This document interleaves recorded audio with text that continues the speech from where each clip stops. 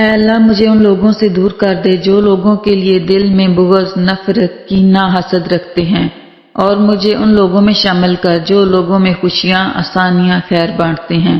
اے اللہ مجھے اپنے پسندیدہ بندوں میں شامل فرما۔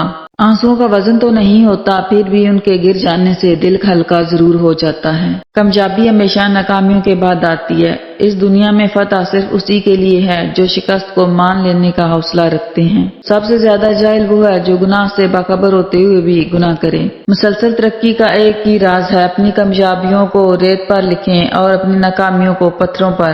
میں نے اگر کسی شخص کی عزت اس کی حیثیت سے زیادہ کی تو اس کی نظر میں میری عزت کم ہو گئی۔ کتنے لوگ ایسے ہیں جو زمین پر مشہور ہیں مگر آسمان پر گمنام، اور کتنے ایسے بھی ہیں جو زمین پر گمنام ہیں مگر آسمان پر مشہور۔ عزت تقویٰ سے ہے، قوت سے نہیں۔ اللہ تعالیٰ کے راستے پر خوش قسمتی سے چل پڑے ہو تو تیز بھاگو۔ تیز بھاگنا اگر کسی وجہ سے مشکل ہے تو آہستہ بھاگ لو۔ تھک گئے ہو تو چل لو، یہ بھی نہیں کر سکتے تو گھسٹ لو، مگر واپسی کا کبھی نہ سوچنا۔